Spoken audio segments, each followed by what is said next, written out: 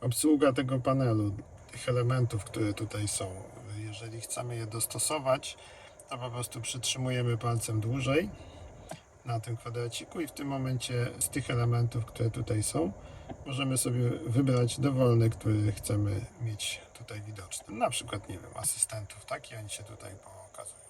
Ja osobiście korzystam z takich ustawień jak tutaj są. Dla mnie ważne jest to, żeby się pokazywał stan naładowania. Klikam gotowe, jeżeli chcę to ustawić. Tutaj sobie przełączam między trybem hybrydowym i e-mode. Przy okazji, jak widać, zawsze korzystam z dużej rekuperacji, nigdy nie korzystałem z innej. Dodatkowo tutaj mam przepływ energii. Tutaj są dwa ekrany, czyli widzę tutaj, czy on pracuje na baterii, czy na silniku. No taka fajna grafika. A po tej stronie mam bieżącą mapę. To, co jest fajne, że mogę sobie tutaj w każdej chwili kliknąć i od razu wyznaczyć trasę do pracy. Ona jest już liczona i to jest bardzo wygodne. Wybieram trasę i OK. Tak. Zatrzymuję trasę i OK. Konfigurowanie tego górnego paska, też są często to pytania. To jest też bardzo wygodne, bo po prostu przytrzymuję sobie tutaj na górze tą literkę i teraz mogę sobie wybrać dowolny z elementów, który mnie interesuje. Ostatnio dodano po aktualizacji bardzo fajną sprawę, mianowicie ustawione, gotowe, predefiniowane przyciski do pracy i do domu. Tutaj sobie skonfigurowałem do domu i wtedy jadę od razu do domu. On od razu uruchamia nawigację. Wystarczy po prostu mieć zaznaczony dany kwadracik i wybieram sobie, że to ma być do pracy. Zmienia się do pracy. Jak chcę mieć do domu, do domu. Jak chcę zmienić ten, to zmieniam ten i biorę autoładowanie albo ten przycisk, który tutaj miałem przed chwilą, czyli w moim przypadku Auto Hold. Dlaczego wybrałem te przyciski tutaj? No z prostej przyczyny. Ten przycisk jest jakby głównym dostępem do całej konfiguracji auta. Ten przycisk lubię, bo tu sobie mogę zmieniać kolory tego paska, który jest tutaj i całego samochodu. Przy okazji warto zwrócić uwagę, tutaj można przesunąć i tu jest fajny, predefiniowany kolor Skody, taki zielony. Nigdy go jakoś nie zauważyłem, bo to trzeba po prostu tu przesunąć, więc warto to zrobić. Natomiast odnośnie dalszego menu, dlaczego mam Auto Hold? Czasem zdarza się, że Auto Hold się po prostu wyłącza i no to jest bardzo uciążliwe, jeżeli samochód się nie zatrzymuje i mu trzeba trzymać na hamulcu, więc no po prostu mam ten przycisk pod ręką, więc lubię go mieć. Tutaj dla mnie to jest ważne, bo wiem na bieżąco, jakie miałem zużycia, wiem, jaki jest status samochodu i to jest dla mnie ważne, więc często z tego korzystam, te ustawienia mam tu. Parkowanie to oczywiście jest jasne, że w tym przypadku służy to wszystko do parkowania na bieżąco. Jakbym chciał na przykład Park Assist, czy gdzieś chciałbym zaparkować, to parkowanie automatyczne tutaj sobie włączam. No i ta nawigacja, którą sobie ostatnio ustawiłem, to też jest bardzo wygodna. No, w tej chwili mam ustawione do domu, więc nie mam co tutaj szukać jakiegoś specjalnej trasy, bo jestem w domu. Tutaj mamy godzinę, tutaj można sobie konfigurować wszystkie elementy związane z godziną, nie ma tu nic specjalnego, głośność muzyki, ten ludzik to jest oczywiście zmiana użytkownika, w tej chwili jestem ja i szczerze powiem, z tych rzeczy w ogóle nie korzystam, to są elementy związane ze sklepem, usługami i takimi innymi rzeczami. Ten pasek na dole, tu jest dostęp do radia, bardzo rzadko z tego korzystam, nie słucham radia, słucham po prostu własnej muzyki, tutaj jest dostęp do telefonu, to jasne, tutaj mam nawigację, czyli ten główny ekran, którego mówiąc szczerze korzystam najczęściej. Kolejny ważny przycisk to ten przycisk tutaj. W tej chwili, jeżeli on wygląda tak, to znaczy, że telefon jest podłączony i tu mam dostęp do wszystkich aplikacji, które mam w tej chwili zainstalowane na iPhone'ie i które są wspierane przez Apple CarPlay, co nie znaczy, że to są wszystkie. Jeżeli chcemy wyjść i sprawdzić, który telefon jest podłączony, to tu jest taki przycisk Skoda i wtedy wychodzę jakby do tego menu Skody. Widać, jeżeli chcę wrócić z powrotem, to klikam na ten Apple CarPlay i już tutaj jestem. Jeżeli przycisnę dłużej ten przycisk, to mogę sobie te menu tutaj przestawiać lewo-prawo. To też może być z jakiegoś tam powodu wygodne. Nie wiem, nie korzystam. I ostatni przycisk, o którym chciałem powiedzieć, to jest wentylacja. Przede wszystkim te przyciski ogrzej stopy, ogrzej ręce. Okazuje się, że one działają tylko wtedy, kiedy temperatura jest odpowiednio niska. Jeszcze nie wiem, co to znaczy niska, bo nie klikałem na to w zimie. W każdym bądź razie to jest dodatkowe nagrzewanie na stopy, a to jest ogrzewanie rąk. Jeżeli mamy podgrzewaną kierownicę, to włączy się też podgrzewanie kierownicy. Nie użyłem tego, ponieważ normalnie te przyciski w tej chwili są nieaktywne i to sprawdziłem w nowych autach, tak samo są nieaktywne. To jest fajna sprawa, to jest to świeże powietrze, musiałbym co prawda uruchomić auto, ale to jest takie dodatkowe odświeżanie. Prędkość wentylatora, ja korzystam wyłącznie z automatycznego nawiewu. Tutaj mamy jeszcze możliwość podgrzania przedniej szyby, nawiewu na szyby wewnętrzne, tu mam podgrzewanie szyby, nawiew na szybę, zmiana nawiewów. No, takie podstawowe sprawy i oczywiście całkowite wyłączenie. Natomiast bardzo ważna rzecz to jest kwestia tego przycisku tyłu. Dlaczego on jest ważny? Dlatego, że jeżeli dzieci siedzą z tyłu, to tam na tym środkowym panelu mają tendencję niestety kopania kolonami i czasami włączania elementów do sterowania klimatyzacji temperatury z tyłu. Więc ten przycisk zablokuj to jest naprawdę bardzo istotne, bo można po prostu zablokować im możliwość przestawiania tam czegokolwiek. Tutaj oczywiście zmieniam im grzanie fotela lewego i prawego, środkowy nie jest grzany. Jeżeli chcemy uniknąć tego, żeby oni grzali sobie fotele w środku lata, albo tak jak ja miałem, włączyli temperaturę na maksa w środku lata, no to było bardzo nieciekawe, więc ten przycisk zablokuj jest naprawdę istotny. Też to, co tu widać, to ten napis Eco. Jeżeli jest Eco, to znaczy, że nikt nie siedzi na tym fotelu. Jeżeli teraz ja usiądę na fotelu jednym z tyłu, to widać, że się temperatura zmienia na ustawioną, taka jak jest tutaj na tym panelu. No i teraz widać, że nie mogę zmieniać nic kompletnie, dlatego, że na tym panelu jest zablokowane. No jak dzieci tutaj są, to czasem po prostu szaleją i zmieniają tą temperaturę. Natomiast tam wyraźnie widać, jest przycisk zablokuj i tej możliwości nie ma. No i tu z powrotem przechodzimy sobie na przód. To wszystko jest dostępne pod tym przyciskiem z wentylacją. Elementy związane z nawiewem również można sobie dowolnie zmieniać na Smart Dials. Jeżeli ustawimy sobie oczywiście tą część, gdzie zmieniamy kierunek, to tutaj modyfikując tym kółkiem jestem w stanie zmieniać całkowicie w różnych konfiguracjach układ nawiewu tego powietrza. Tutaj jest bardzo dużo. Ja z tego nie korzystam, najczęściej wciskam przycisk auto i wtedy jest automatycznie zmieniane. Podobnie zresztą z prędkością wentylatora. Ona jest dostępna tutaj. Normalnie jest auto, natomiast oczywiście można sobie samodzielnie i wtedy ten wentylator, który jest tu obsługiwany, obsługujemy tutaj. Także to jest jakby zdublowanie tego elementu, który jest tu. Do samej temperatury, to jak widać na Eco się wyświetla tutaj, dlatego że na fotelu obok nikt nie siedzi.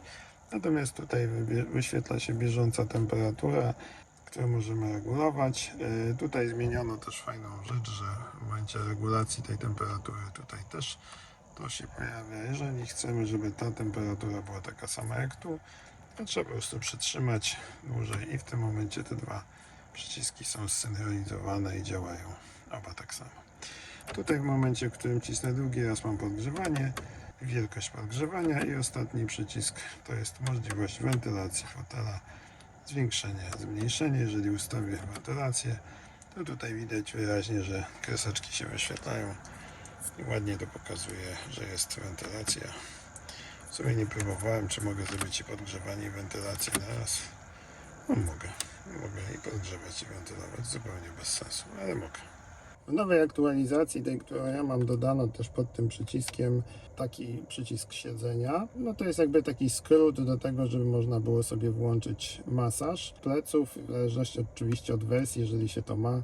Tutaj sobie regulujemy czas trwania, program, intensywność i oczywiście klikam uruchom, więc to jest niezależne dla kierowcy i dla pasażera, tu możemy sobie klikać. W ustawieniach mam jedną fajną rzecz, komfortowe wsiadanie dla kierowcy i pasażera. Chodzi o to, że fotele lekko się cofają. W momencie, kiedy wsiadam, a kiedy już usiądę i włączę auto, to one i zamknę drzwi, to one wracają do pozycji, która jest ustawiona w pamięci.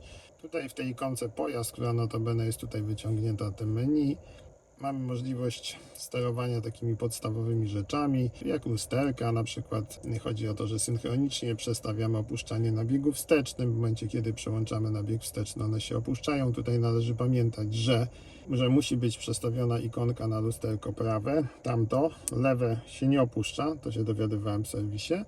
Składanie podczas blokowania samochodu, no to jest jasne.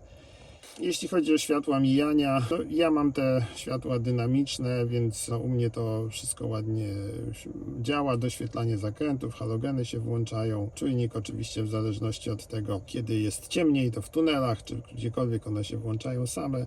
No tu są takie totalnie podstawowe rzeczy. Te komfortowe kierunkowskazy to są te dynamiczne kierunkowskazy, które wszyscy znają. Oświetlenie komfortowe to jest kwestia jakby tego, żeby, no tam jest taka animacja, tak jak zamykamy samochód, to tam te światełka sobie tak fajnie gasną w sposób taki dynamiczny, no to ładnie to wygląda. To mam wyłączone przy zbliżaniu się, nie chcę, żeby ten samochód świecił tymi światłami, kiedy się zbliżam, więc to mam wyłączone. Nic ciekawego tu moim zdaniem nie ma. Opony, to set powoduje, że jakby ustawione w tej chwili ciśnienie, które mam, tam zgodnie z instrukcją, chyba 2,4 bara, ono jest w tej chwili zapisane i jeżeli w trakcie obrotu koła na ośce, czy jest jakieś większe obciążenie na osi, to daje natychmiast znać i w tym momencie wiemy, że coś się dzieje z ciśnieniem. Tutaj przewijam sobie dalej, mogę sobie przejść do hamulców. W przypadku hamulców, no to są takie klasyczne pytania związane z jakby autoholdem. To jest właśnie tam przycisk, żeby nie szukać tego tu głęboko w menu, dlatego mam wyciągnięte to tutaj. To jest ważna sprawa. Ja zawsze w momencie, kiedy zatrzymuję się i już nie chcę jechać dalej, to nie wciskam sobie na dźwigni P, tylko przechodzę najpierw na neutral i dopiero potem wyłączam samochód. Chodzi o to, żeby zwolnić skrzynię biegów, żeby ona nie była na biegu w momencie, kiedy samochód stoi. No i to jest taka informacja, która się pokazuje, że on jest w trybie neutralnym. Kolejne ustawienie to Easy Open, to jest kwestia reakcji, podstawienia nogi pod samochód. Ja już to też pokazywałem w jednym filmie. Podkładamy nogę i bagażnik się otwiera. To można oczywiście włączyć bądź też wyłączyć. No ja mam oczywiście włączone, jak jest ta funkcja, to z niej korzystam. Jeśli chodzi o wnętrze, to tutaj z elementów istotnych to jest wyświetlacz head-up. U mnie jest on aktywny. Tutaj za pomocą pozycji mogę sobie góra-dół sterować, bądź też obracać położeniem tego head-upa, więc to jest ważne, żebyśmy to wiedzieli, bo jesteśmy różnego wzrostu. Jasność mam na środku, jest całkowicie wystarczająca. Mam standardowy kolor, jeżeli w przypadku śniegu to one są takie lekko niebieskie, nie korzystam z tego. I tu są 3 elementy, które mogą być wyświetlane, czyli mamy tak, system asystujący kierowcy, to jest ten element i tu się pokazuje prędkość ustawienia tempomatu oraz to, czy track assist jest włączony, oraz odległość od samochodu. Ta zielona kreska to jest odległość jakaś tam w tej chwili środkowa, tam jest bodajże 5 położeń. Środkowy element to są wyświetlanie znaków i bieżącej prędkości i ostatni element to jest nawigacja. Ona się włącza wtedy, kiedy mamy aktywną jakąś trasę. To będzie się również wyświetlać, kiedy będziemy mieli nawigację z iPhone'a. Natomiast nie wyświetla to się, kiedy mamy ustawioną nawigację z Google'a. Dane podróży to jest to, co już tu pokazywałem, to jest możliwość zresetowania tych danych, ale te dane to jest generalnie to. Czyli tutaj wszystko, co mamy od uruchomienia, długoterminowo od zatankowania. Tu można sobie tym przyciskiem 0 to wszystko wyzerować, jeżeli nie chcemy na przykład mieć wyczyszczone te zapisy, no to tu naciskam 0 i zeruję. Wracając do wnętrza siedzenia, no to tutaj w tych siedzeniach to już mieliśmy to komfortowe wsiadanie, czyli z powrotu do tego, o czym już rozmawialiśmy wcześniej. To było przy siedzeniach. Oświetlenie wnętrza, no to naturalnie mamy tu kwestię jasności tych wszystkich przełączników, które mamy w samochodzie, więc to 70% jest. W przypadku statusu to jest ważne, szczególnie jeżeli coś się dzieje w samochodzie, to tutaj się pokazują informacje, że jest jakiś komunikat błędu. Tak, tu możemy sobie sprawdzić bieżący poziom oleju. No jeśli chodzi o pluginy, to w ogóle tu nie ma żadnego zużycia oleju, bo ten silnik używam minimalnie, więc tu w ogóle tematu nie ma. Następna sprawa to są opony. To jest oczywiście to samo, co pokazywałem przed chwilą w przypadku kół. To było na zdublowanie tego menu odnośnie ustawienia ciśnień. No i przeglądy, czyli kiedy muszę za ile jakiś tam element przeglądu wykonać, mogę sobie też nacisnąć ten przycisk wycieraczki w położeniu serwisowym i wtedy mogę je wymieniać. O tym też mówiłem w poprzednim filmie. Dane, z tego bardzo często korzystam. Tutaj sobie spisuję wszystkie zużycia. Jak widać dzisiaj 17,1 kWh w trakcie 1,5 godziny jazdy. No i tutaj te bieżące elementy, które już pokazywałem. Ten ekran jest dokładnie z dublowaniem ekranu, który jest tutaj, tak? To są te dwa ekrany. W sklepie Skody za 0 zł na miesiąc kupiłem sobie tą właśnie funkcję oświetlenie wnętrza, dodatkowe funkcje i w praktyce odkryłem, że są to tylko 2 funkcje. Mianowicie ta listwa, która jest tutaj po włączeniu świateł awaryjnych, jak widać, mryga na pomarańczowo.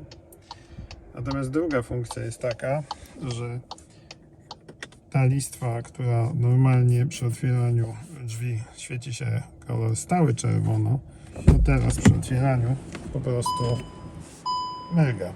To jest cała różnica. Co do dodatkowych kolorów, to po prostu jest więcej kolorów w menu, mówiąc szczerze, te, które mam tutaj dostępne i możliwość sobie ustawienia indywidualnych kolorów za pomocą przycisku Individual są w zupełności wystarczające.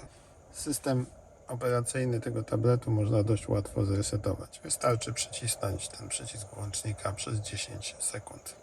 2, 3, 4, 5, 6, 7, 8, 9, 10. System się właśnie resetuje. Pojawi się taka charakterystyczna ikona. O właśnie. Reset systemu nie kasuje wszystkich naszych ustawień. Po prostu restartuje system operacyjny. Jeśli chodzi o włączanie samochodu, to jeżeli nie trzymam nogi na hamulcu, teraz włączę auto i teraz wcisnę hamulec, to i tak to nic nie da. Muszę ponownie wcisnąć przycisk start, żeby móc uruchamiać skrzynię.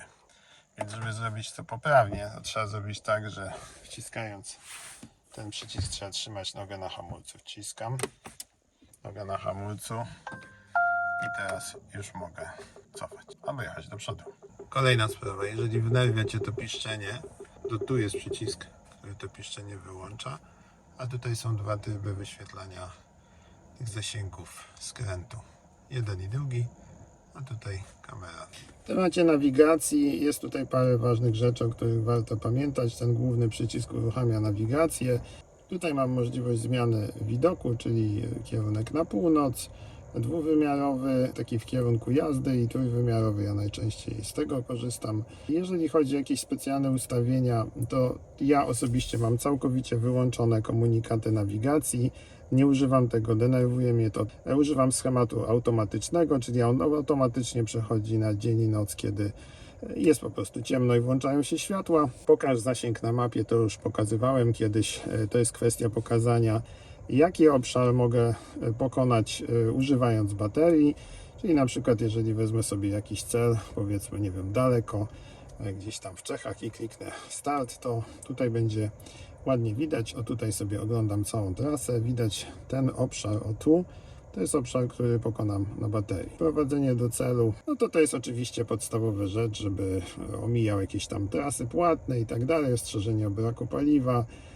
Tablice na drogach krajowych, bardzo fajna sprawa. On pokazuje po prostu te znaki, które są z takimi dużymi tablicami, które pokazują, w którą stronę mamy jechać, w którą stronę jest jakieś miasto, bądź też jakiś kierunek na konkretną drogę i ten znak jakby, który jest na drodze, pokazuje się również na nawigacji. Tutaj jeśli chodzi o ustawienia, tutaj przechodzę do głównej mapy. Kwestia ustawienia sobie celów, więc tutaj w tym momencie, kiedy kliknę na tą lupkę, to oczywiście tu mam ostatnie cele, czyli coś, co realizowałem przed chwilą. Ale to, co jest ważne, to tu są ulubione, czyli mogę sobie zapisać jakiś tam zestaw danych i mogę sobie po prostu zapisać to jako na przykład dom, pracę, bądź też jakiekolwiek inne.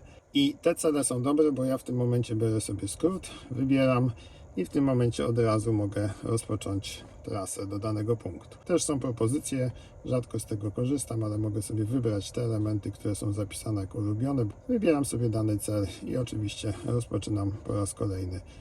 Jeżeli chodzi o edycję tych ulubionych, to tutaj w ulubionych, jeżeli coś mi nie pasuje, bądź chcę coś zmienić, to po prostu przeciągam i tutaj mam usuń, albo mogę sobie przeciągnąć i zacznij edycję i dodać na przykład jakąś inną nazwę, cokolwiek mi się tam spodoba, tak? Jeżeli chcę na przykład dodać coś do ulubionego, powiedzmy sobie oddalę się w tej chwili i coś tam sobie dodam do ulubionego, to tutaj naciskam tą gwiazdkę.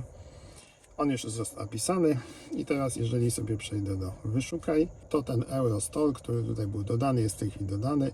Ja mogę w tej chwili przeedytować jego nazwę ołówkiem, bądź też skasować go z ulubionych i już go w tym momencie nie mam. Praca, dom, on będzie pamiętał i przypisywał to do tej ikonki z domem, bądź też do ikonki z pracy. Szukaj to jest wyszukiwanie konkretnych elementów.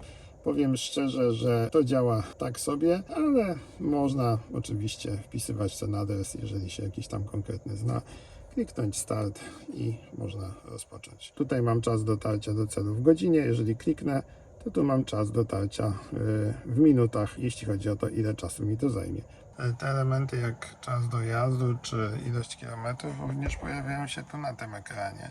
Tu kręcąc tą rolką jestem w stanie oddalać się i przybliżać od mapy. A żeby mapa się wyświetlała tylko i wyłącznie, no to oczywiście trzeba przejść do ustawień tutaj tych przycisków i tu w tym momencie, kiedy będę klikał, zmieniam podkład, w pętli wchodzę z powrotem do tego samego ekranu, a tutaj włączam zegary, włączam inny styl zegarów, bądź też wyłączam je w ogóle. Do tego służą te dwa przyciski.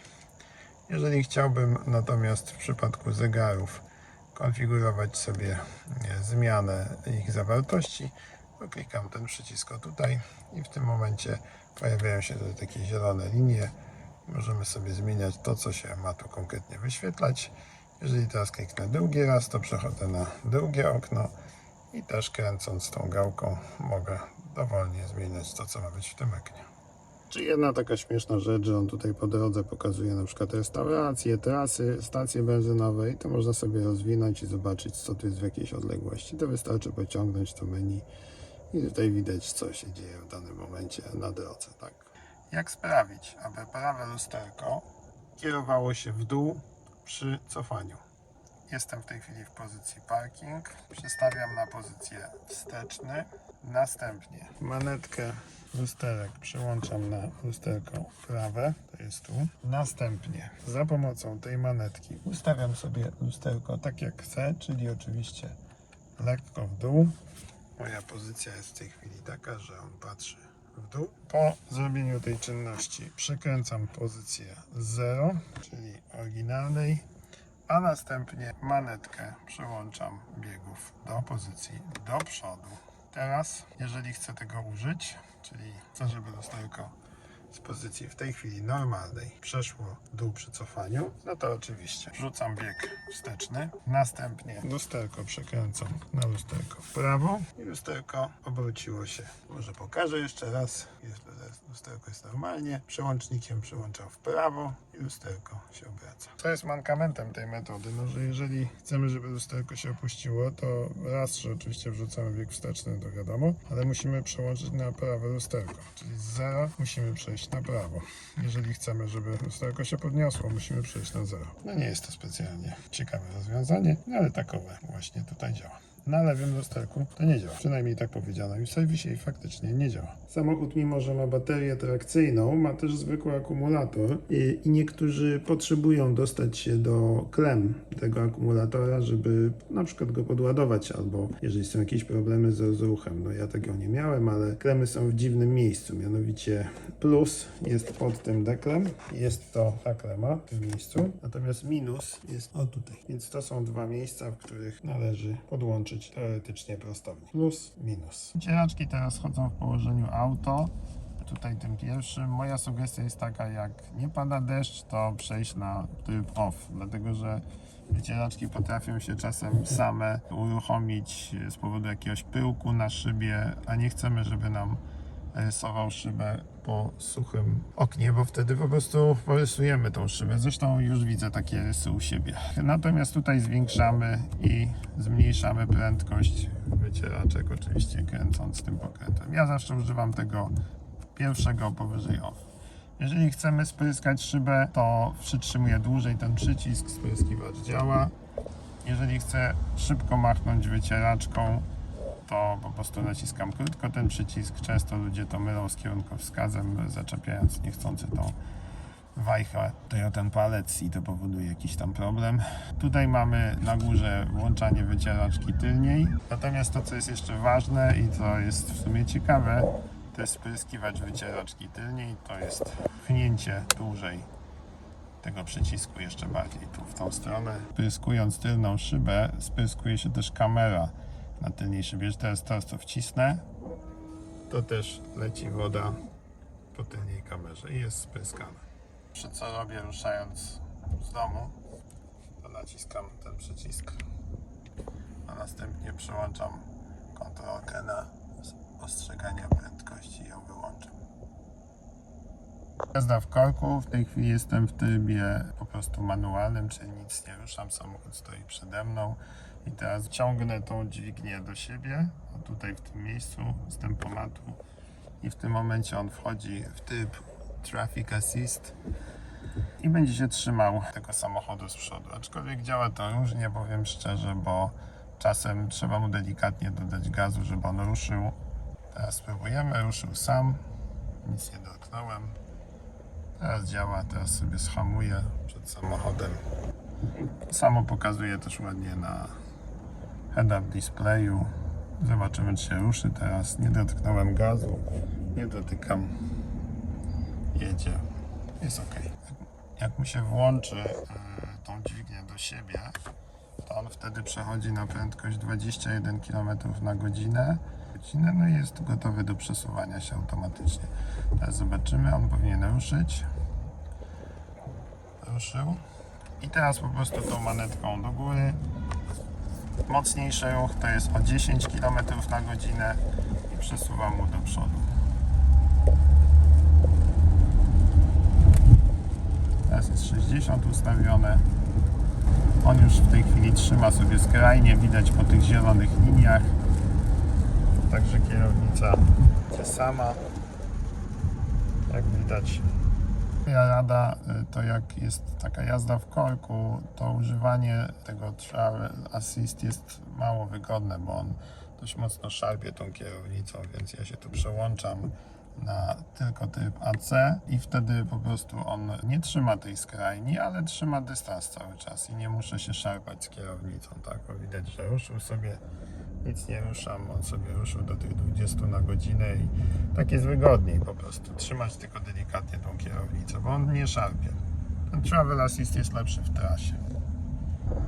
Generalnie jak jadę sobie z jakąś ustawioną prędkością, tutaj 66 na godzinę, to w momencie, kiedy dojeżdżam do jakiegoś skrzyżowania, tutaj za chwilę będzie pomarańczowe światło, to ja już w tym momencie tutaj podchodzę, zrzucam sobie manetkę tempomatu, nie dotykam w ogóle hamulca i hamowuję dokładnie przed światłami, więc taką stosuję metodę. Też tu jest taka ciekawa sprawa, że jak jestem na autostradzie, to widać 3 pasy.